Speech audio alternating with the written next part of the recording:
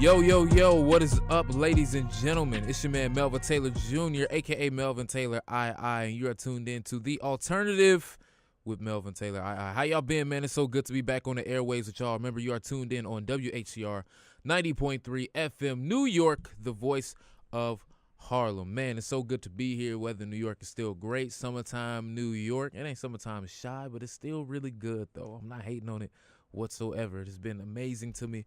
Real nice, man. We done had a lot happen this past week. Jaden Smith dropped a new album on IGTV. We was actually just talking about that. And Jaden, I'll gladly wait until you put that out on streaming services in like 2 months or so, bro. I'm definitely with you on the Sire tip that you named me your last album, but I can't sit there and listen to the whole thing on IGTV. I'm not there yet. I know they're trying to make that into their YouTube, but I'm not super into it all the way just yet. But the guest that I have here today, actually, someone who he pretty much broke some news on how IGTV was going to be rolled out and something big that was going to happen on it. But due to him breaking this story, this didn't end up happening, unfortunately. But it will come at a certain point in time. I still got faith in that. And then aside from that, he's just a good dude all around. He's been an amazing person that I met ever since I came to New York City. Treats everybody right that I've ever came across. So if you hear anybody that ever says that he's bogus by any way, shape, or form, tell them they can come see me and we can talk about that. My man, Brandon Scooby Robinson. What's up, Chief? How you doing, bro? I love you because I'm in Harlem at almost after midnight and probably past my bedtime. It more than likely is. From how long I've known you, this is definitely way past your bedtime. Appreciate it, though. Yeah, welcome, man. Most definitely glad to be on your platform and keep it real. Yeah. Yes, sir. So how you? Everything been good? Everything's been good. I'm home, so you know. Oh, there you go. There you go. Good. Said he was in Uptown all day today anyway. So I was like, good. Let's go ahead and just end the night off right. Stop by the radio station. Of course. Make sure everything go well. So everything good. I see you got your Wyoming sweatshirt on. I do. Yeah. I do. Okay. Yes. Okay. Were you able to, first before we even do that, did you hear the Ye album? Because I've seen a lot of people that's like, I didn't wore it, and they ain't heard nothing yet. Have you heard some of it? Parts of it. Oh, you heard parts of it. Do you like those parts that you've heard? I do, but you know, I think bigger than all that, I think I understood where Kanye was coming from. I think, really? well, let me clarify. Do you think? I think oftentimes when you are establishing yourself as a consistent voice within the realm of media and or music or entertainment at large, there comes a point where sometimes you get stale, whether you've rubbed certain people the wrong way. Yeah. And sometimes, a lot of times controversy sells. Yeah. And he was definitely playing all of y'all, particularly with the Donald Trump rhetoric. Yeah. But I also think when you look at the inner workings of everything, I mean, around the same time he was promoting his music and tweeting, ranting, etc. His wife met with current U.S. President Donald Trump and got someone amnestied and out of jail. And Pusha T put a certain album out in between, or a diss track as well on Drake, and then Drake came out with Scorpion. So I think Kanye has a diabolical mind of a Gemini. Ask me how I know. I'm a Gemini. So I think oftentimes, I really think Kobe Bryant was meant to be a Gemini, but he is a Virgo, and so is my mom and my stepfather. So I get him. Yeah, I was gonna say my girl's Virgo too. Now that I understand her so much, I'm like, I get it. Yeah, it makes a whole lot of sense. Yeah. So no, I did not listen to the whole album. Did listen to parts of it, but the parts I did listen to in and out the car, making some runs, errands, etc. I was pleased, and I think Kanye is just creating that sound that is weird that appeals to many. And I think that when you look at hip hop at large, hip hop has always been groundbreaking in creating what is different. Hip hop is no longer sagging your pants, shooting people, moving weight. Right. I think there's an evolution, and hip hop is pop culture. Hip hop is pop. And I think that when you looked at hip-hop in the 80s and the 90s, where we were trying to identify ourselves on Yo MTV Raps, where we were trying to identify ourselves in various platforms when they wouldn't let us in, it's now been accepted. And I think that Kanye is being the face of what's next, or the new school, in addition to other people like Kendrick, in addition to Drake, in addition to all of those people. They all looked at Jay, they looked at Puff. They all looked at Big, Pac, etc. And a lot of folks are solidifying, themselves and who they are. And I think when you hit 2020, you're going to see that solidification and that rule for a little while. So bringing up 2020, do you think Kanye gonna run? No. Okay, thank God. Playing with y'all again. I find it interesting that you said that. He was like, yo, he was really playing y'all. Because I could definitely see that. It just makes me, it still bothers me a certain way. Because obviously, I'm from Chicago. But it just bothers me a certain way to be like, bro, you ain't really got to do it like this, though. Like, why? Well, you look at politics. I think when you look at, President Obama, I think President Obama, the 45th president of the United States, made it attainable for people to become president. I think mainly because Kanye said, according to him, Trump made it that way. He made it attainable for Trump. Mm-hmm. But I also think that Ronald Reagan made it attainable for Trump. True. But I think Ronald Reagan had more field experience in politics than Trump. 100% agree. But I'll add that Donald Trump represents the independent and the brand makers of today, which fits where we are as a society now. Brand controversy. And I also think that, Donald Trump running all of his entities in office is a form of running politics. It's just not formal politics in the U.S. Yeah. I'm not a Trump supporter. I did vote for Hillary Clinton, the lesser of two evils, in my opinion. Yeah. But I understand him as it relates to reality shows like The Apprentice. Yeah. Appearing on WWE and more. So No, I feel that 100%. And briefly, I kind of want to get into it a little bit more later on. I want to just touch on it now because you already brought it up. You were just talking about the whole Pusha T releasing a certain diss track over at our man over at OVO, Jersey Drake. What did you think of the whole beef as how it all went down? I got some more info that I want to talk about later in the trending topic segment, but for right now, I just want to get your quick thoughts on it. I think that in a lot of respects, Drake was handled by Pusha T the way Drake handled Meek. Yeah. I think the difference is you looked at Drake and you thought he was a square who didn't have bars. Here's the thing. Meek had bars. Meek just had bars that the mainstream are just not going to relate to. Yeah. And I think that Drake barked up a tree messing with a real lyricist who had everything to win because lyrically Drake was not Quentin Miller couldn't save him. And I mean that with all due respect. I'm on the rise. I'm sure he'll dig that up later and say this guy right here. But listen, man, Quentin Miller couldn't save him, and I think that at the end of the day, I think Pusha T is the lunchroom table's anthem. I get that. Grinding. I stayed up many a nights. Writing papers, right on deadline in college, etc. With grinding, and I think that the reason why Pusha T was successful is because he picked his spots, and when he was talking, Meek did too much talking. I agree. And the talking that he was doing was over a woman. Yeah. And also, I think Drake got a little too personal. It kind of goes back to when we were. You saying I don't want to cut you off? Are you saying too personal in the Meek one, or are you saying too personal in this one? The Pusha one. Okay. He got too personal talking about his fiance. Well, you could technically say he got personal bringing up Nicki, even though it's a relationship between those two. But respect your elders. I think at the end of the day, you know how there's certain people, you have your wits about you and you can play the dozens, but there's certain folks. Yeah, certain you just leave them alone. In an open space. I'm not guarding Allen Iverson. Right. In an open space, I'm not guarding Kyrie. Yeah. I'll take Al Korver. Definitely.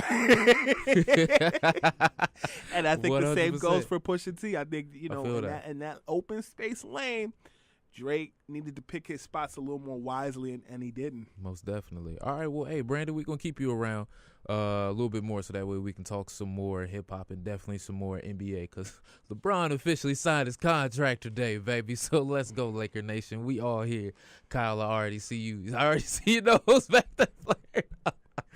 Anyway, shout out to the Philadelphia 76ers. It's your man Melvin Taylor Jr. right here on the radio with y'all, WHCR 90.3 FM New York. And just bringing up Pusha T, we know you got to play my favorite song from that album, Hard Piano, featuring Rick Ross. Let's do it, The Alternative. You know what it is, man? It's your boy Saha the Prince, good music partner, and you are now listening to The Alternative.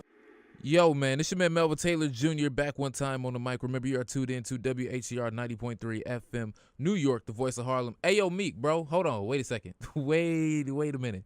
I ain't heard the EP all the way yet, so I played this song as a favor to my guy Kyle because he's from Philly, and he reps Philly until the day that he dies. The bull. And as, like, the song is fire, don't get me wrong.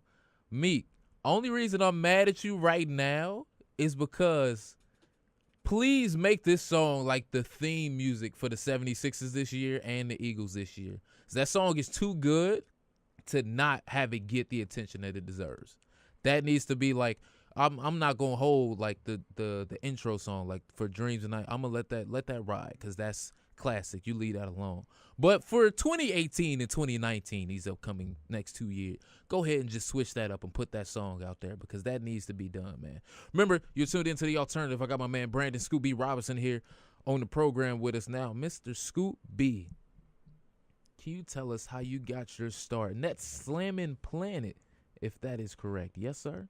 Yes, sir. Yes, sir. 12-year-old co-host, auditioned in Chelsea Pier, Manhattan. Was one of hundreds of kids, and the Lord blessed me, and it's kept me grounded to this day. But I co-host a show called Net Slamming Planet with former Net Albert King, brother of Knicks legend Bernard King, excuse me. Shout out to Pops, that's his favorite player. And did it with Lynn Wilson. It was executive produced by Chris Carino, who's the voice of the Nets on the radio now. And did it with Evan Roberts, who is on WFAN here in New York City. Yeah. And that was kind of how I got my start. Did it for 2 years. Was featuring NBA Inside stuff with Ahmad Rashad and Willow Bay. Right. And, interviewed a lot of players. Knew Stephen A. when he was covering the Sixers for the Philadelphia Inquirer. Yeah. And Chris Broussard when he was covering the Nets and the Knicks for, the New York Times. So that's wild. Shout out to both of them. I've been able to meet Stephen A. Haven't been able to meet Chris Broussard just yet, but I watch all the stuff on FS1, and he's been a favorite of mine for some time. Now, just being a kid at that point and really being, let me use the phrase, like thrown into it in a sense, and just having to pick up and just go and say, okay, yes, I'm still taking direction from everybody, but being able to be poised at such a young age and still carry out the job that they wanted you to be able to do. Can you just tell me about some of the preparation that you went through to be able to do that, or even just some of the advice that you got so that way you could be sure that you did a good job at doing it? I think pretty much being poised at a young age had a lot to do with my parents accompanying me to a lot of arena games and just, to the studio, but also preparation. Just, back then interviewing was a practice on the way to the arena in the car, looking up interesting things. You're a Chicago guy, so back then I was interviewing like Kendall Gill. I remember when he was on the TV show My Brother and Me. Also, shout out to Kendall Gill, because Kendall Gill worked out with my little bro right before he went down to school, and he was like, "Hey, yo, this little dude can. What school you going to? Let me check in so I can get some game for him, because you can really do your thing." But definitely shout out to Kendall. For sure. And My Brother and Me, because that was a dope show. Yeah, it was. Yeah. My Brother and Me, man. So, Kendall and, former net Jason Williams, he had the unfortunate shooting accident, shot his limo driver. Had a good relationship with him. And just developing relationships. When I was 12, I was hearing a lot of conversations in locker rooms that I probably should have been having at 12. And then on the visitor side, got to know Reggie Miller. Met Michael Jordan in the locker room when I was a kid. Met Phil Jackson, Dennis Rodman, Sean Kemp, Karl Malone, John Stockton. Just, those early experiences, just being comfortable around athletes. Tim Duncan, Grant Hill, because the list goes on and on. But, yeah. And I bet that helps out a lot nowadays, because even with, like, some folks that I see who do reporting or sports reporting in general, you can kind of tell when some people are really much fans of somebody and not doing as well of a job reporting as they could be, or not, maybe not even say that, just not being as biased about something as they could be. And do you think at all that experience that you had when you were a kid kind of helped you out to today to say, you know what, while I can still be a fan of someone, I can separate my fandom from doing the work that I need to do? Yeah, I think that, but I'll take it a step further. I'm in Harlem. I split time in my childhood between Harlem and New I was Jersey. going to get into it. Go ahead. Let us know. And, my family owned a sneaker store and a shoe store on 125th and Lenox Ave. Where the Whole Foods is, we used to own that building. Yeah. And I used to see a lot of players coming in and out, like Mike Tyson, the Wayans brothers, Dizzy Gillespie, jazz legend, Hakeem Olajuwon, Dominique Wilkins, Clyde Drexler. So for me, being around these people and, just being comfortable. I remember being a kid and sitting in a sneaker store and seeing posters of just like Rex Chapman. I remember sitting in Rex Chapman. Yeah. Shout out to the homie. And I remember when there used to be a debate in the sneaker store all the time whether Rex Chapman should be on the store wall or not, his poster. Kind of like in Do the Right Thing, where they were wondering if Larry Bird or Magic Johnson should stay in the pizzeria wall. And, I remember people like, no, you can't have Rex Chapman on the wall. And my mother said, yes, you can. They were like, why? I said, because Rex Chapman is a bad white boy. And that same thing my dad said about him, too. And the funny thing is, when I was a kid, I think at the time, Rex was playing, he might have been playing for the Suns. And this, again, the whole bad white boy conversation was something that was said when I was like 4 or 5 or 6. Yeah. I ran into the locker room at 12, and I shook his hand. I said, Rex, my mom said you a bad white boy. And he fell out laughing. So like, little things like That's that, man. Up, it's like you that set the foundation. Or seeing Derek Coleman in the BK Diamond Cell commercial. Yeah. And being able to reach out to Derek if I need something, and knowing his wife worked for the Nets organization at the time. Shout out to her.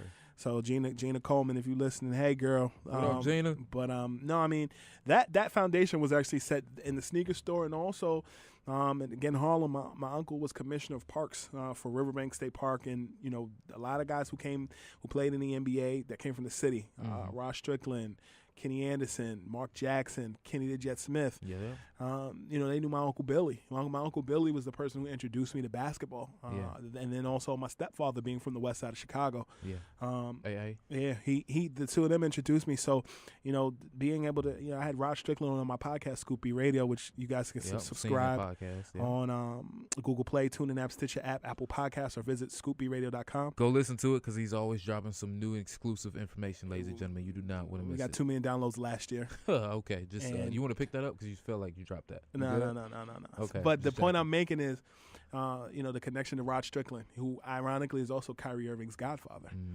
Just talking about that whole Bronx, uptown connection, and also Kenny Smith, which was a viral interview that we had on Scoopy Radio that hit ESPN and Jump. Those relationships were fostered through just my early years of just the connection to the game. So, the culture, I'm not just in tune to the game, but the culture that's wrapped in it as well. Yeah. So before we even get more into the game and the business and how you were able to build yourself up into today by talking about some of the stories that helped to highlight you, went viral, and push you forward, I do want to talk about, since it's a mostly hip-hop show, and at some point we're going to get into mostly sports because, like I said, LeBron signed his contract today, so I'm ecstatic. I do want to talk about your experience in the hip-hop world. Sure. Because you're somebody who's written for a number of publications. In the same way in which you're breaking these news stories over in sports, a lot of folks will say, oh, okay, he's just a sports journalist. But before that, you were doing it as a journalist and reporter overall. So just tell us, like, the influence that hip-hop has had on you and how it also helped you to get to where you are today. I mean, hip-hop is I love hip-hop. I think, if I wasn't covering sports or basketball in particular, I'd be covering hip-hop. Yeah. I think for me, again, being in a sneaker store and being around culture, seeing, I told you I split time between New York and New Jersey. On the Jersey side, Queen Latifah, Naughty by Nature, and some of those other guys. But then on the New York side, Jay-Z is my favorite rapper. Also Dipset, particularly Cameron, and all those guys. Killer. I think that the way that I've gone about covering sports, I've used hip hop and that the intersection between sports and hip hop to cover what's interesting to me. Yeah. Like even having Rod Strickland on and talking about rap songs that mentioned his name, where he was the first time he heard that. That's interesting. But I also think that when I look at hip hop and at large, I think that, I had a chance to be a staff writer at The Source magazine and break stories in sports through The Source magazine, but also break news as a managing editor and columnist at Respect magazine. In particular, 2 years ago when Lupe Fiasco was actually pulled over by the hip hop police, the NYPD's hip hop police task force, and was the pulling over of that was actually mentioned in Billboard and some of those other things. Hip hop is news now. Yeah. Hip hop is not just hip hop, and there are layered elements to it. So I think, to be honest with you, basketball is my passion, but because I don't think major news organizations were paying, as my mother and my sister would say, paying me no attention. They weren't paying me any attention. I had to go to what was familiar and or which was showing me the time of day. And, during my time at The Source and during my time at Respect magazine, I was still able to maintain, journalistic integrity. I think a lot of times people just post things, but there's still the basic fundamentals and the schematics of, a lead to your story, citing sources or finding the right way to cite sources, attributing quotes the right way, just knowing how to write long form versus short form, and those tactical things are so important. Yeah. And it kept me in practice, to the point where I ended up in between Respect and The Source. I was at CBS Sports Radio and CBS Local Sports, and was a columnist there. Appeared on CBS This Morning. Yeah. I had a top rated podcast called Brown and Scoop, Yes, which you you were a did. producer of. Oh, yeah, So definitely. I think those things, whatever you're consistent in, your talent will make room for you. So we love hip hop, but I definitely think I'm the intersection between sports and culture at large. I feel that. So tell me, just give me 3 quick stories right now, and we can go into this a little bit more after this break that we take in a second. But give me 3 quick stories. What are, from some of the people that you've covered, what are 3 of your favorite stories where you've heard something interesting that you was like, oh, I didn't know that before, or when somebody gave you the full story and you're just kind of like, oh, that's how that played out. If you got 3 of them on your head, just give us those real quick. The Space Jam thing, which we'll talk about, We will definitely get into and that. LeBron James, that's one. Yeah. 2 would probably be the time that during the CBS era, we had Rashawn McLeod on, and he talked about the time that Michael Jordan scored 48 points on Jerry Stackhouse while singing Anita Baker's "Giving You the Best That I Got." I still remember that story. That is so hilarious. So can you please just expand upon that for some of the folks at home? All right, so quick? Rashawn McLeod played for the NBA briefly, solid college basketball player. Yeah, definitely. Played on the Sixers with Jerry Stackhouse, and during that time at CBS, we had a show called Brown and Scoop, and essentially we would just ask people if they had their favorite Michael Jordan or Kobe Bryant stories, and Rashawn said his favorite Michael Jordan story was the time that Michael Jordan sang Anita Baker's "Giving You the Best That I Got" while he was scoring 48 points on Stackhouse. And what ended up happening was I got a call. Basically, I was told that that Jerry Stackhouse called Rashawn and cursed him out. And then maybe a few months later, TMZ found Stack in the airport and asked him if it was true, and he said it was false. And I'll just say that one of the benefits of being at The Source is mailing lists. And I got a hold of Jerry Stackhouse's number. I'll leave it like that. And got in touch with Stack, and Stack came on the show and There said you that go. didn't happen. And then we talked about a bunch of other things like coaching and just his Fila Spaghetti sneakers and a myriad of other things. And Stack cleared it up. So I think that was just a long form essay on who cares, but it was funny. Okay. He made his way to ESPN, made his way to Sports Nation. On Jamel Hill and Michael Smith talked about it, and a myriad of different other blogs. Yeah. The last one. One more before we go to some music. Giving you the I guess, and you'll appreciate this. Kendall Gill told me one time that the Nets were playing the Bulls. This was towards the end of Michael's run in the 90s. Okay. And So late 90s. Yeah, All right. Jim Jackson was scoring heavy on Michael. Okay. And Late 90s. Yeah, and so Jim was a net at that time, and the Nets won that game. But the previous game, the Bulls blew him out maybe a week earlier. Kendall told me that during, after Jimmy scored, Michael looked at him and said, "Jimmy, you talk a lot of bleak for somebody who's wearing my sneakers on the court right now.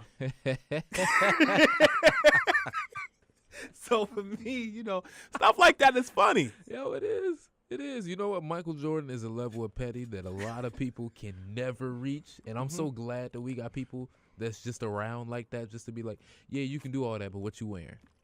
Or all Horace right, Grant. I asked Horace, what was Michael like in practice? And he told me Michael was the devil. I could believe it. So you appreciate, I think sometimes you appreciate the candor of teammates. Sometimes the candor of the teammate or the coach or the water boy is more intense or more contextually on point than the star themselves. Rod Strickland told me a couple weeks ago that Kyrie Irving would dominate the NBA in the 90s. Yeah. Just a week ago, John Starks, former Knicks, told me that Draymond Green would be He'd get checked. Would get checked in the 90s. I feel like Grayson Allen. That's probably same thing. But yeah, I feel what you're saying. For sure. So I mean, you just you love candor. I think one of my favorite interviews of all time, and we consistently talk, is Charles Barkley because he is a reporter's dream. Yeah. Yes, I can believe that. I can definitely believe that. Charles give you whatever you need, and even if you don't need something, he'll still give you some more to work with. Right. And then, I mean, on the music side, Royce the 5'9", telling me that, he believed Big L was a better lyricist than Jay-Z. Yeah. I mean, we know that, but Jay lived a longer time and had longevity in his career and, takes pictures with fine-ass Beyonce. He definitely does. I mean, somebody can be like, hey, Jay, can you hoop it all? He just sent a picture of Beyonce, be like, it don't matter. I scored in life. So remember, this is The Alternative with your man, Melvin Taylor, I. As a matter of fact, bringing up Hove, let's get into a little of that on the show, all right? I Just Want to Love You. Let's do it, The Alternative. Boy, Drummer Boy, a.k.a. D-Boy Fresh, man, and you listening to me right here on The Alternative. Yo, what's up, ladies and gentlemen? It's your man, Melvin Taylor Jr. We are back one time with y'all on WHCR 90.3 FM, New York, the voice of Harlem. There we go. I was a little low with my own headphones. I couldn't really hear myself. We are back with my main man, Brandon Scooby Robinson. Brandon. Yo. You all good over there? You having a good time so far? I'm maintaining, man. You good? I'm good. So tell me, you heard a little bit of this Drake album too, right? Yes. Now, a lot of people are split on it in terms of saying it's either too long, too many songs, or they just felt like he just kind of threw a bunch of songs together. And then I got some people that are saying, yo, this might be the best Drake project in a while. This might be, because I don't think anybody's saying it's better than So Far Gone, but this might be number 2 because of how open and honest he had to be about everything. I just kind of want to get your thoughts from what you heard about the album so far. What you think? I think even in hip hop and life, you see times where certain people are employed or get certain positions that aren't earned, but they're given. Talk about it. And I think that oftentimes when you look at someone like Drake, people have said, oh, well, he's too pop. He doesn't write his own lyrics. He's full of himself. He had something to prove. Yeah. And I've often said that, when you have when you have nothing to prove, you have nothing to lose. Yeah. But in this case, when you start talking about kids and other things, I think there was a pressure on Drake because he's pretty much gone unscathed and clean. And he came out victorious against Meek many years ago. So I look at this situation with Drake, I think because some of these albums have set the mandate where there's 7 songs. Yeah. And I think people's attention spans are so small. Yeah. You're comfortable with that. I feel you. And so you would assume that Drake would, follow suit with those 7 albums or 7 songs, and he didn't.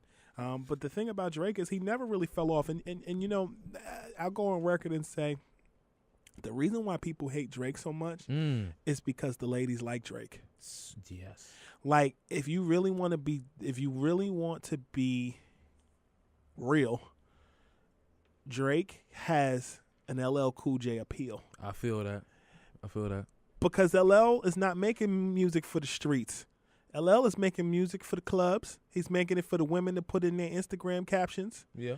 And I also think the realest thing he said was when he was talking about how women take pictures or people take pictures at places and then post them on social media later. It shows you how shallow people really are. That when I heard that whole verse or that whole the subsequent lines that he went through. Whole for that soliloquy. I was like, yeah, there you go. Use your synonyms. Alliteration. When he went through that, I was like, oh my God, because there are like 5-6 people we can hit up that we all know who do this. You know, Facts only. yeah. Something funny. I ain't messing with you today. I ain't messing with you today whatsoever, man. Something that I did want to hop into, because I'm glad we brought this up just a little bit for some of the trending topics that we have and how it's just kind of going to roll into everything. The whole Drake and Pusha beef that occurred. I know we talked a little bit about it before, but some news kind of broke on Rolling Stone where they said that at least some producers who were in the room when Drake was visiting Kanye said that he played March 14th way before the album was going to drop, and basically gave Kanye all the info that Pusha then used on him later on in the beef. In a sense to say, Drake went to go write for Ye, then left, came back, and was like, oh, I'm going to tell you everything that's going on, how I'm going to roll my project out. When he came back is when Kanye said, oh, everybody's going to put out an album this month. Everybody's going to do this. Drake was mad. Drake left. And then we have the infrared joint that kind of popped everything off, where Pusha T, in a sense, maybe baited Drake, is what some people are saying. How you feel about just kind of hearing all of that and just the exchange of secrets, in the sense, that went on? Because some folks are like, yo, it's Drake's fault for even giving up that info. He shouldn't even did that. Even if that is like somebody that you kind of trust, y'all still competing in a sense. That's not your guy like that. How you feel about that? Know who your circle is. Moral of the story. At the end of the day, you could work hand in hand with somebody and they can be your enemy without even knowing it. And I think at the end of the day, you got to know who your circle is. You got to know who you're recording with. Yeah. And you got to know. This man funny. You got to know. Oh, man. You got to know who's talented and who's not. There you go. Melvin, you tired? What's wrong? I'm good, dog. I'm good. It's just, man, y'all listen. Brandon Scoop B. Robinson is a hilarious individual, and there's a lot of backstory there that we ain't got no time for today. But there's just a ton of story there. Overall, you funny. You funny. I just want you to know that. I once was lost and now I'm found. Okay. Anyway, moving on to another segment for another topic in our trending topics, man. Yo, why 50 so petty all the time, bro? Did you see that with him and Papoose on Instagram? That's what I was about to bring up. First, he was going at get the strap on. Get the strap on. First, he was going at Jim Jones. Was going at Jim Jones for the longest, just going back and forth. I mean, he's always had it. You know what?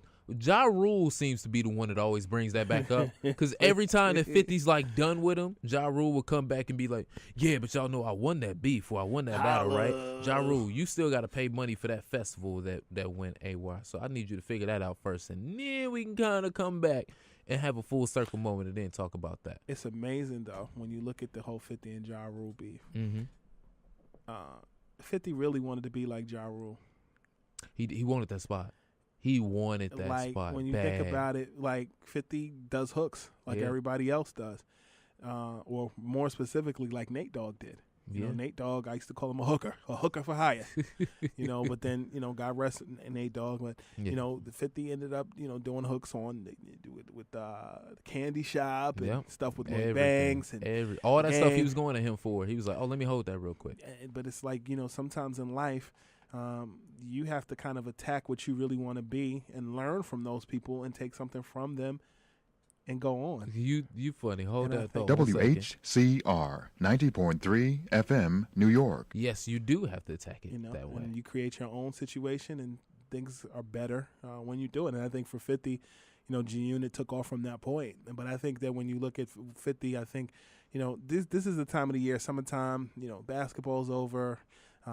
Major albums came out, and you have your summer anthems, but 50 likes to create controversy in a similar way that Donald Trump creates controversy. He really, really does. And I think that it's great for hip hop. I think even the Pusha T and Drake beef, I think it's great for hip hop, because I think people have been searching for that super ugly and ether moment like Nas and Jay. Yeah. And I think that I think Pusha and Drake's beef was the modern day version of that. Except I feel that. I mean, even when you look at it from the line with Jay, me and the boy AI got more in common than just bowling and rapping. Get it? More in common. Mm-hmm. We're on radio, so I can't curse, but you know how the rest of it goes. Talking about babies' mamas, talking about babies, talking about just personal issues, and I think that for 50, I think, and Jim Jones, I think that's 5-borough beef. Yeah. I think that's I think in a day and age where everybody's sensitive, it's good to see. Just hope it stays on vinyl. You saw Funkmaster Flex going at it with Pooch a couple weeks ago. I did. I think at the end of the day, shout out to the Bronx. Great for the Bronx. Most definitely. Only way in which I said it that way is because I'm like, yo, Funk, like you don't need to do that no more, dog. Like we kind of, you are the established guy in that sense. But I understand it's part of the culture that when somebody like but Capri, like that, but I think that's where people got it twisted though. Kid Capri is established. He's just not on radio on Hot 97 every day. I feel you. I think that's his equal. You. Yeah, I'm no disagreement on that. Sure. I just feel like as the older statesman in the game, in a sense, sometimes I feel like some folks don't even need to be doing that.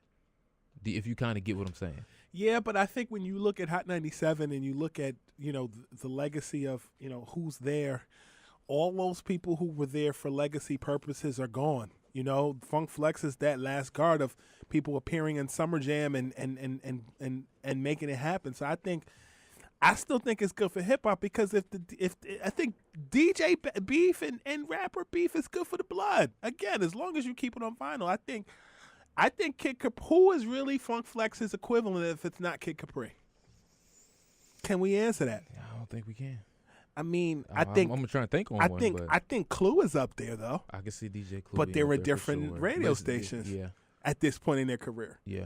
I think Envy, from a business perspective, he's the host of the Breakfast Club, so he has longevity in the game, and he's transferred it well from being the DJ, the mixtape DJ, to the brand and more. But I think I look at Kid Capri. I think and being both from the Bronx, I think that's an equitable comparison. The only difference is Hot 97 versus not.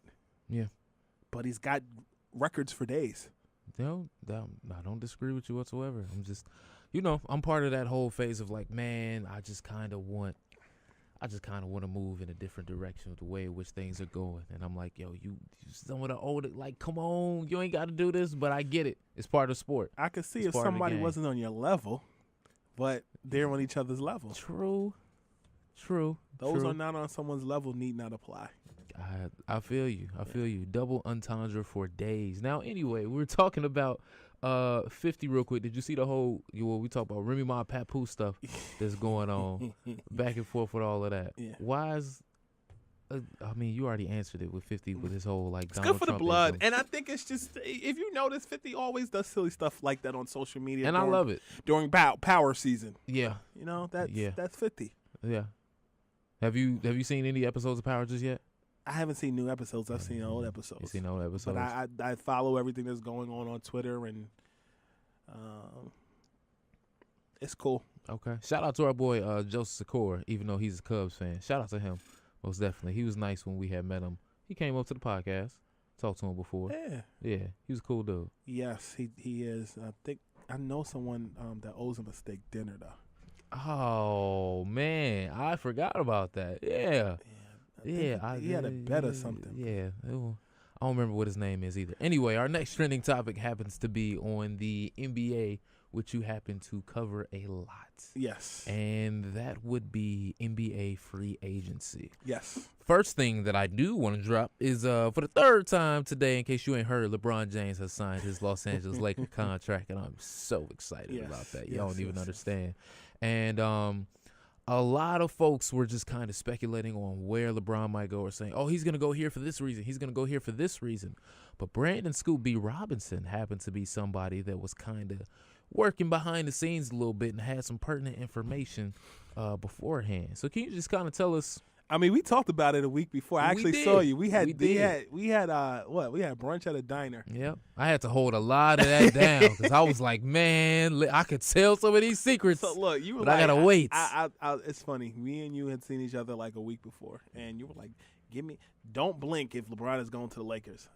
And I was like, yep. He was like, hey, man, what's he talking about? Oh man, eyes are wide open. So I walk it back. So, my reporting early in the game was, Sixers, return to Miami, was never Cleveland. And then I got a phone call from a buddy of mine. Sound like you went to a phone booth just to be like, all right, let me go get this phone call real quick. No, I walked to the post office and we stayed and I ran my errands. We talked on the phone for 2 hours. God, dog. And basically my source said to me, they had a conversation with someone.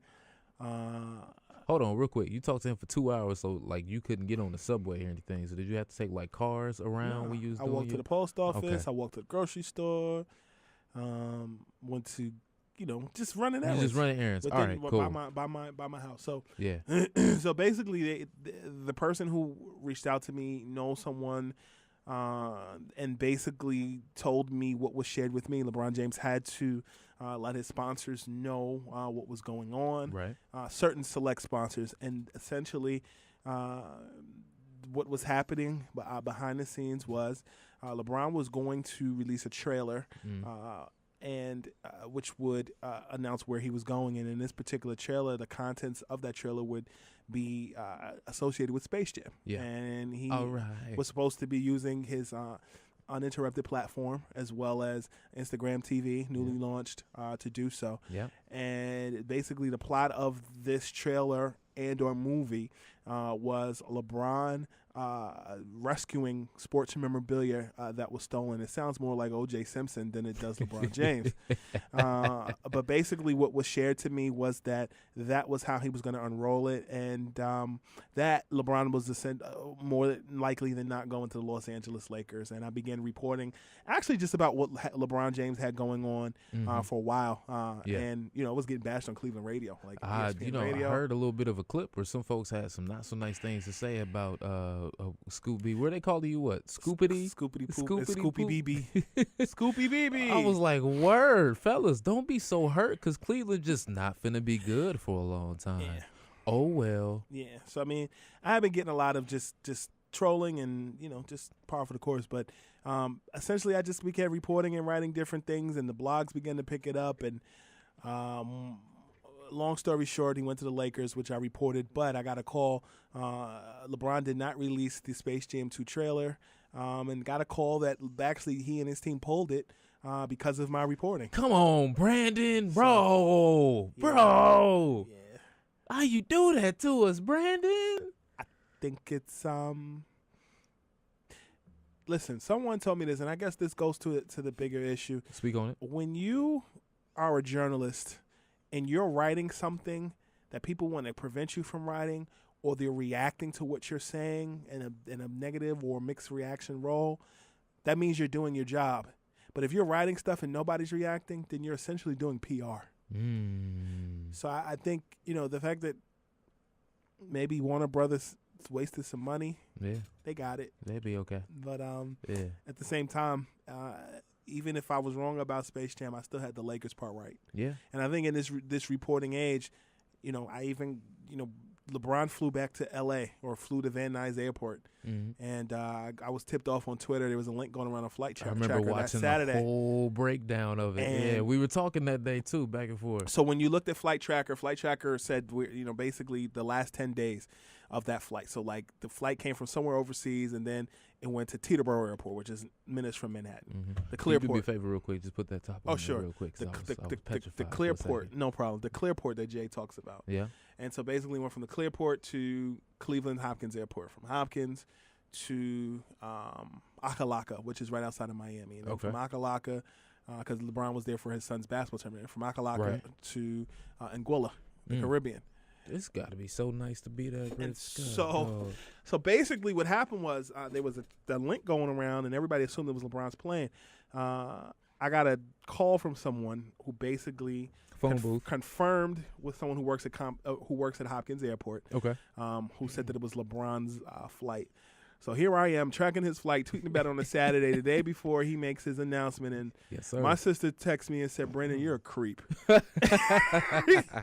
And by the time he landed, there was an ABC 7 LA plane hovering the whole, above. like they showed the people behind the gate. I was like, yo, this is crazy. Yeah, and it was like, I listen, when I get my big house, I'm framing the picture of he and his wife like getting off the plane and going to where they're going, because I'm glad I got it right. Yeah. You know, there's a lot of scrutiny I was getting because Yeah. of my reporting, and people thought I was like shamming. But you know, when you're reporting news and you're gathering information, it's an ongoing, especially with someone of LeBron James's character or Of LeBron his stature, James's yeah. stature. It's constant editing, you know, reporting, reheating, freezing, and you know, I'm glad I got it right. And the airplane part was just a twist. And essentially, you know, people said, "Well, congratulations, you spotted him on a plane heading home. He does have a house in L.A." Yeah, and the next day he committed to the Los Angeles Lakers. So I'm thankful I got it right. And as my mother told me a few days ago, don't ever do that again. Don't ever do that again. You know, it was a process, and glad I got it right. You know, I think that Paul George going to the Thunder at the midnight hour on July 1st changed the trajectory, but I got a call about that. And essentially, Paul George pulled out of the 25th hour and, you know, decided to go elsewhere. Yeah. I also had a just from some pure speculation I had done, but before I even hop into that, sorry Cleveland, but I hopped into just going back and forth through doing some digging of my own, and I happened to see that Mr. George's agent, same agent that represents Julius Randle, who recently signed with the New Orleans Pelicans, and who also happens to represent a certain guard for the Brooklyn Nets called D'Angelo Russell, and that there might be a bit of mixed feelings in how that whole thing went down that might have played into or been a factor for why sure. Mr. George. I mean, when you look at decided to do you so. look at the Lakers re-signing Kentavious Caldwell Pope, that the opposite part is he's represented by Clutch, the same company that LeBron is represented by, and his Yep. agent is Rich Paul. Yep. So I mean, there's the relationship part that goes into agents dealing with presidents of basketball operations, general managers, and more. You know, Kentavious Caldwell Pope was signed by the Lakers last summer after dealing with a legal issue, which he fixed. Yeah. So I mean, I think at the end of the day, it's all about relationship. And you know, luckily for Kentavious Caldwell Pope, he's still a Laker, and you know, anybody who plays for LeBron is going to shoot at volume. You know, Definitely. Mike Miller, James Jones, Zydrunas Ilgauskas, even, and Shout out to Big Z. and Larry Hughes and more. So Yeah. you know, you look at that situation. Relationships, it can be good and it can be bad. In the case of Paul George and D'Angelo Russell's agency, wasn't necessarily smooth sailing, but Yeah. in the case of Clutch, different story. Definitely. I understand that. And just as one of the shooters you were talking about, definitely got to give a shout out to Keisha Cole's former man, Daniel Booby Gibson. I hope you're doing well out there, brother. Shout out to Booby. Respect the He was shooter. he was one of my favorites, one of my absolute favorites. Now, before I get into some more free agency news and how some of these players fit on their specific teams, one more thing that I want to talk to you about on the journalism/reporter tip is that actually Chris Broussard was talking about it earlier today on Undisputed when he was saying that the reason why LeBron and Clutch Sports decided to release the press release on their own platform was because had they let Cleveland know, Skip and Shannon were debating, okay, they should have gave Cleveland at least 24 hours notice. And Chris Broussard came out and said, no, because Kobe Altman would have texted Adrian Wojnarowski and he would have broke the story right then and there. And that's not controlling the narrative, which LeBron likes to do and is afforded the ability to be able to do so.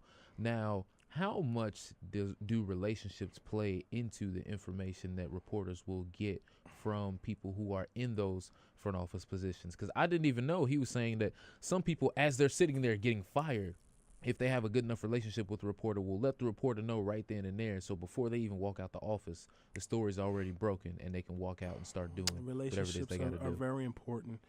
I will tell you that whoever said that about the press release is right. That was Chris Broussard.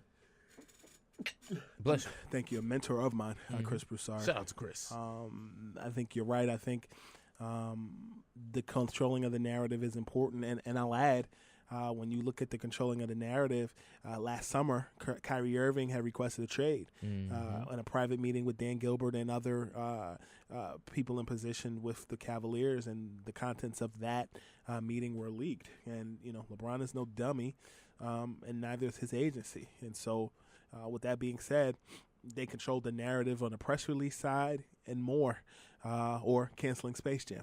Yep. But I'll add for now. I'll add that when you talk about the relationship part, I will tell you that players and players' relationships with media people and maybe their friends or more helps you tell a story too. Yeah. For example, there was a report that came out a few days ago that said that Kyrie Irving never wanted LeBron James on his team. And I will tell you that I spoke with someone over the weekend that said that narrative is false.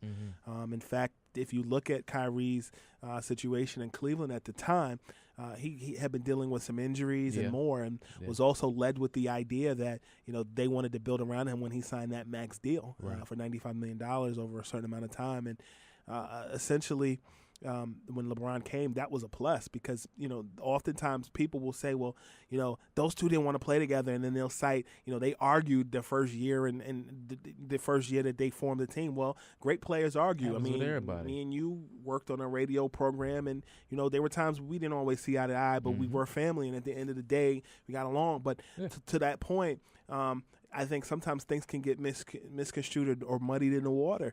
And I was told by someone that, Kyrie welcomed the idea of LeBron coming because it's two winners coming in and potentially winning a championship. Now, accelerates the whole process. But I was also told that, that Kyrie had no idea that, LeBron was coming and, was blindsided and, expected that they were going to build around him and Deion Waiters and Andrew Wiggins and others. Yeah. But that Kyrie welcomed the idea of LeBron, coming. So I think oftentimes you got to be careful the information that people are giving you. Yeah.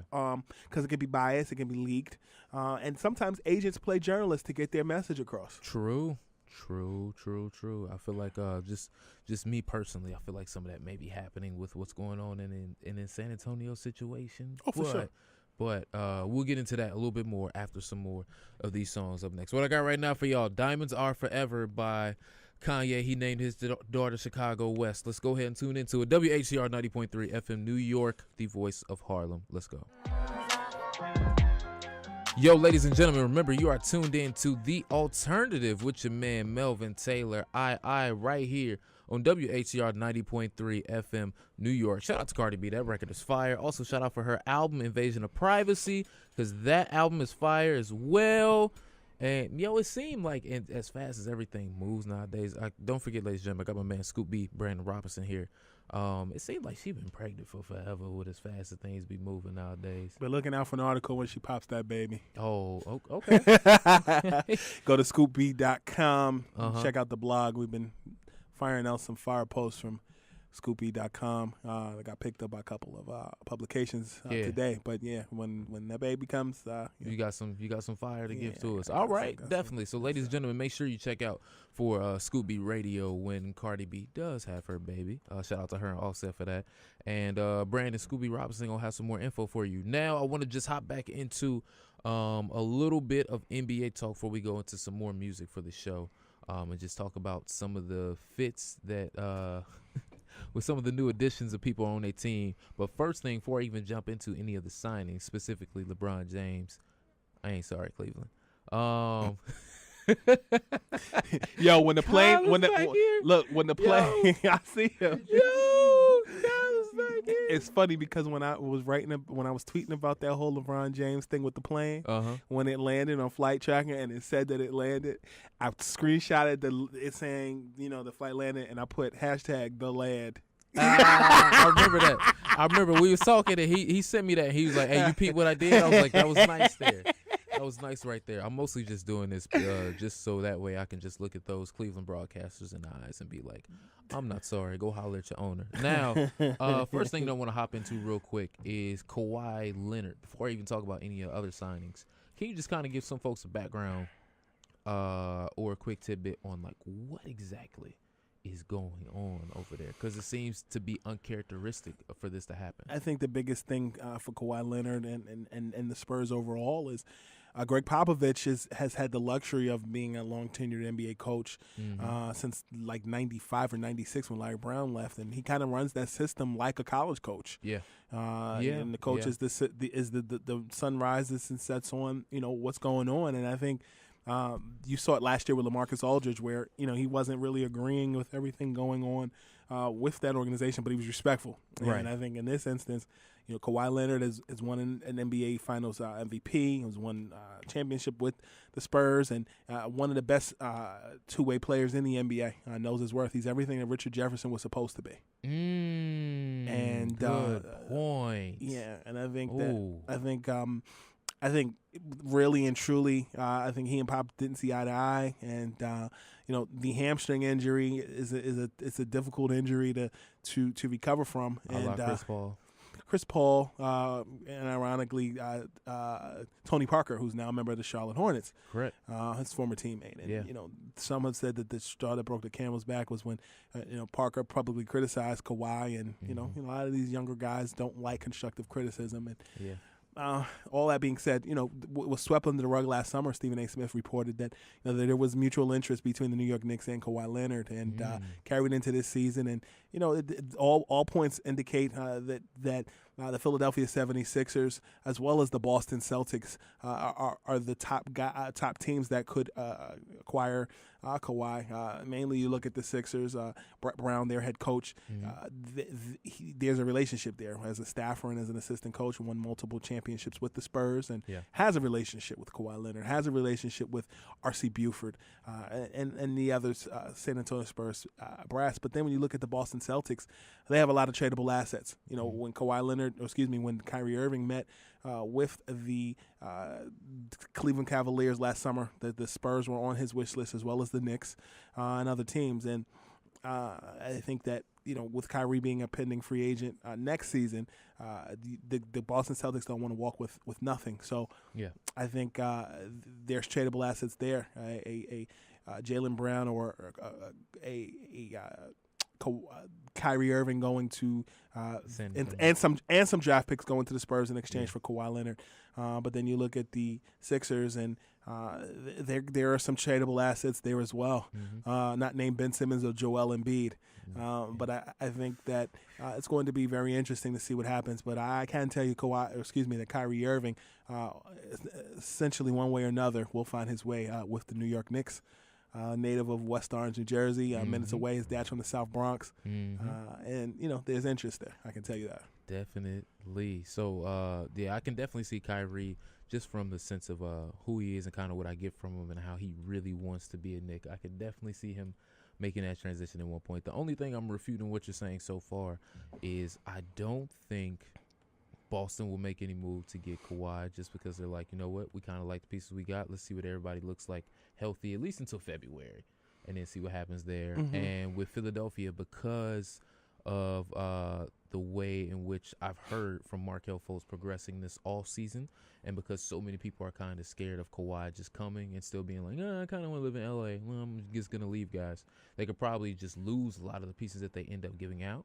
So I think that kind of scares some people too. But I think around February is when things are kind of going to heat back up. Sure. And I also think the Orlando Magic is a team quietly that's very nice. Showing some interest. And, they need that marquee guy trading, or rather signature talks with Isaiah Thomas, and the Magic have stalled. And what a fall from grace within 15 months. One guy and said Isaiah Thomas, who was considered an NBA MVP 15 months ago, is now looking for a contract, and that's trying to get on. He's got something to prove. Yeah, it's definitely heartbreaking, especially that whole situation that he went through. But shout out to the Lakers. Sorry, when you play for the Boston Celtics, some things like that tend to happen. Now we're just moving on and talking about free agency in general and just some of the pieces that have gone places. You obviously have LeBron to the Lakers, but you got DeMarcus Cousins is going to the Warriors, and then the Bulls ended up matching Zach LaVine's contract for, I want to say, like 4 years, 80-something million from the Sacramento Kings, and just some of the other pieces. What's been some of the moves that have kind of surprised you in a sense, or some of the things that folks should look out for this upcoming season? The Julius Randle going to the Pelicans. New Orleans Pelicans, Definitely but that hurt was, my heart. I mean, that was it did me too, because I've said on multiple shows that I look at Julius Randle as a blue collar DeMarcus Cousins, and I think him going to the Pelicans is a perfect fit, but they lose Rajon Rondo as well. But I think that when you look at what the Warriors have gained, I think that DeMarcus is onto something when he says that a lot of teams weren't really interested in offering him anything. Had his high school coach, who later became his assistant coach with the Sacramento Kings, Otis Hughley, on the Scoop B radio podcast, and he said that DeMarcus is too smart to be nickel and dimed. Yeah, and I think he kind of surprised everyone by going to the Warriors. You figure you can rest until January, February, whether you play or not. You're still gonna get paid. You're still gonna win a ring. But at the same time, you get to rest the right way and raise your value. Yeah. You saw Zaza Pachulia end up signing with the Detroit Pistons. And then you also saw JaVale McGee go to the Lakers and get a check. Yeah. And I think when you look at the DeMarcus Cousins thing, that's intriguing. But I'm also pretty much a fan of Trevor Ariza going to the Phoenix Suns. Yeah, that move kind of surprised me in a sense, just because I felt that Houston would really try to keep together everything that they have put a piece, because they also just lost today Luke Richard Mamute, who's going to the Clippers. Who's going to the Clippers. He looks like Neef Buck from the Young Guns. He does kind of remind me of that. I can see that. Now that you just said that, I could definitely see that.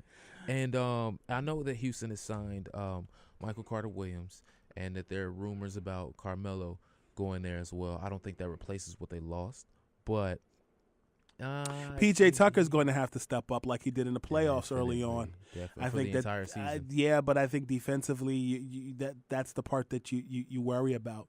I mean, even if you sign Carmelo Anthony, you still lose the defensive prowess and the championship pedigree that Trevor Ariza brought to the table, which is why I do think that a Golden State Warriors or a Lakers signing would kind of bring some things into perspective, because I think Carmelo Anthony would now jump into a situation that Allen Iverson didn't when he left the Nuggets and Memphis. Yeah.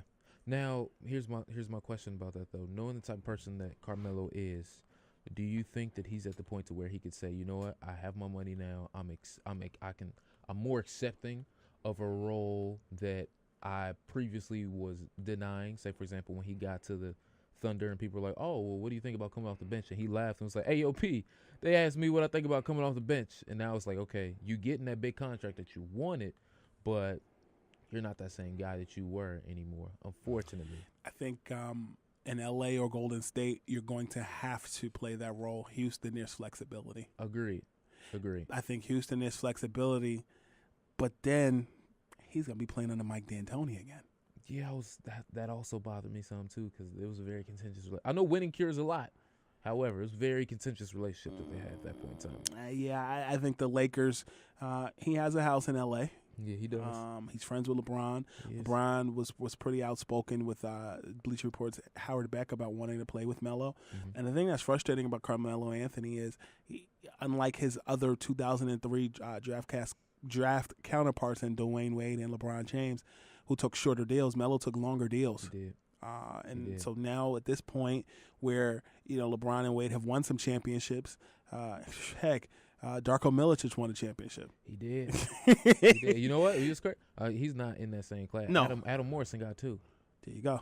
But, I mean, let's be serious. At the end of the day, imagine if Carmelo Anthony was traded second by the Detroit Pistons. Will we even really be having this conversation? Listen, it's a completely different. Like, the East looks totally different, because now you can reshape that whole team around him. Yeah, but you can't poop what you ate last year or even 10 years ago in that instance. But I think that when you look at Carmelo Anthony at this point, he's older, but he still can score. Yeah. He's a pure small forward. I often say he's the purest small forward that the NBA has seen since Big Dog Glenn Robinson. I could definitely see that. And I think that he could help the Lakers.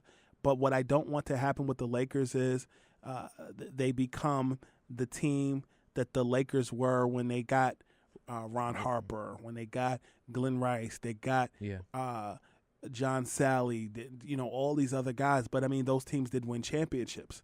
The only difference between that Lakers championship team back then and the Lakers team now, the equalizer is the Golden State Warriors. Yeah.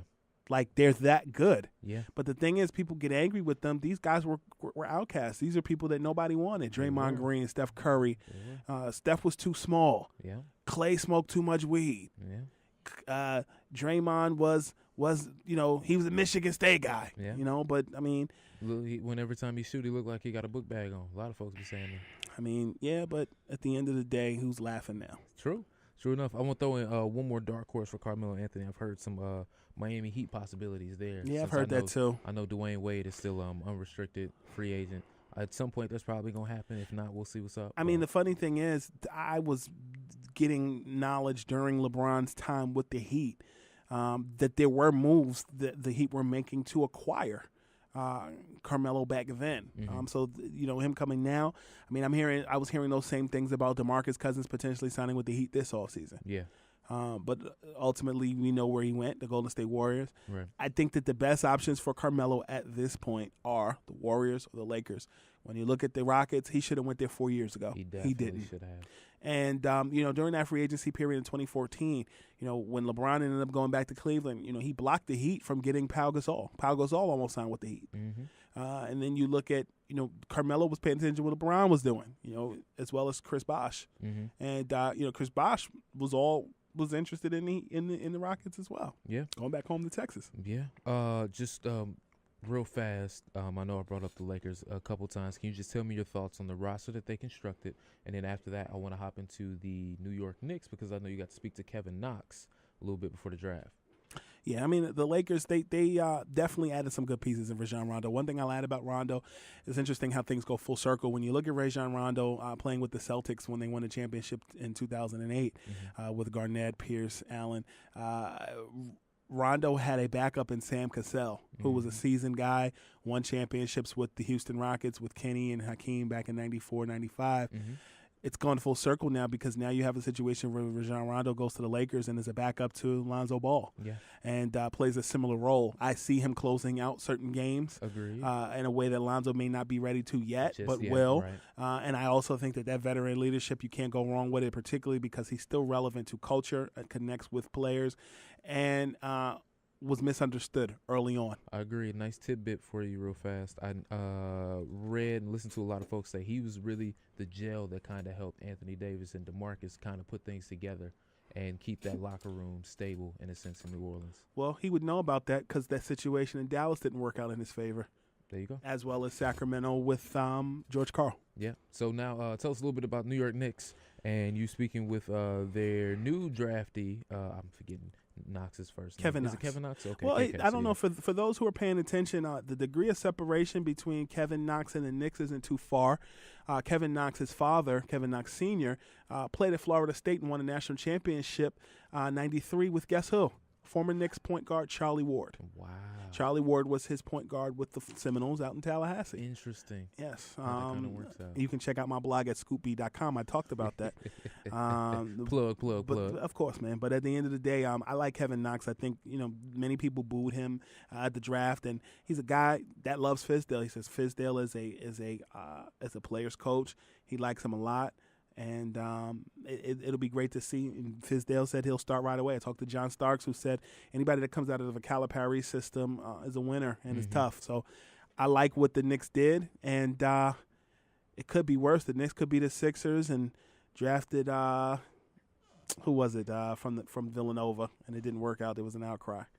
Mikal Bridges, and I think the Knicks got their guy. And anytime Knicks fans boo, they're usually the person they boo is a winner, a la Kristaps Porzingis, who Knox likes a lot. Told me that he likes Porzingis, wants him to get healthy, and he can't wait to play with him. Yeah. I think a roster with Moutier, Porzingis, Knox, and a new head coach in David Fizdale would be a great start. But honestly, 2019 is going to be the year for a lot of free agents, and you'll see the Kevin Agreed. Durant's and the Kyrie Irvings. Baby, won't you come this way? Okay. So, it's going to be interesting. Fetty. All right, There you over go. there. We're going to hop back into some music. Ladies and gentlemen, remember you are tuned in to The Alternative with your man Melvin Taylor, I on WHCR 90.3 FM New York, the voice of Harlem. This song right here, Heard About Us by Jay-Z and Beyonce. Shout out to Tanya out there. I know you listening. This song is for you. Let's go ahead and do it. The Alternative. Let's go. You know what it is, man? It's your boy Saha the Prince, good music partner, and you are now listening to The Alternative. If you don't know, now you know, people. Ladies and gentlemen, this is The Alternative from Melvin Taylor. I back one more time. Got my man Scoop B right here. We didn't hit the Everything Is Love album. I feel like with all this controversy that's been going on, at least to me and on my timelines, it's been swept under the rug, but it's an album that I continually have revisited. Have you heard some of it? And tell me, Mr. Scoop B, what have you thought of it and what you heard? I just think it's funny that they released it the same day that Nas dropped his album. Oh, I'm glad you brought that up because I was like, yo, how petty is Treasure troll. I was like, but you know what? I kind of, even though I was like, yo, that's like legit. There's something going on that they did that, and I think that was more to spite Ye. I do put some of that on Nas as well, just to be like, brother, man, y'all waited all day Friday to go back and redo the album and then get it up. The same thing that happened with Tiana Taylor. That's why they had to re-release her album. Y'all had a whole Friday to get that up so y'all can get everything out. Then you wait till Saturday to be like, okay, all the news is going to come on Monday for it, but Hove and B dropped. They gave y'all a day, technically, because they could have put it out Friday, but it didn't happen. Yeah, everything Melvin said. Everything Melvin said. Yes. Yo, tell the folks where they can find you at on social media and your website and whatnot, so that way I've we been can telling get them all some show. music. Hey, guys, thank you for having me. You can problem, check dog. out the Scoopy Radio podcast. Visit scoopyradio.com. Subscribe on Apple Podcasts, Google Play, TuneIn app, Stitcher app. And we've had anybody from the voice of Siri to Mark Cuban to DJ Khaled to Allen Iverson. Don't forget Dr. Ben Carson. Oh, as Dr. well. Ben Carson as well. Yeah, Yes. that was Yes. definitely a great Hit the episode blogs right there. a couple months ago. But more than anything, make sure you also check out my blog at scoopb.com. Also follow me on Twitter at scoopb, Instagram, scoop_B, Snapchat, scoop_B. Please continue to support the movement, Scoop B Radio. We doing it, man. Most And we got definitely. some big announcements rolling out That's what we very, excited to very, hear. very, very soon. Say okay. what? I said we're gonna talk off air about that, but Oh, I'm very excited to hear some facts more only. things. Facts There only. you go, 100%. Facts only. Well, ladies and gentlemen, once again, we'd like to thank Brandon Scooby Robinson for coming on to the program today, and thank you all for tuning in to The Alternative with Melvin Taylor. I'm gonna let y'all go ahead out on some more music instead of just talking all the way through the end today. So the first song that I got for y'all is gonna be Adam and Eve by Nas featuring The Dream. So thank you once again for tuning into the show. Remember, stay blessed, stay favored, always stay Taylor. I will see y'all next time on the show. Remember, you can follow me everywhere, Melvin Taylor II, website Melvin Taylor II, and also my YouTube channel, Melvin Taylor II. I'll see y'all next week. Here you go right now with Nas and The Dream, Adam and Eve, The Alternative.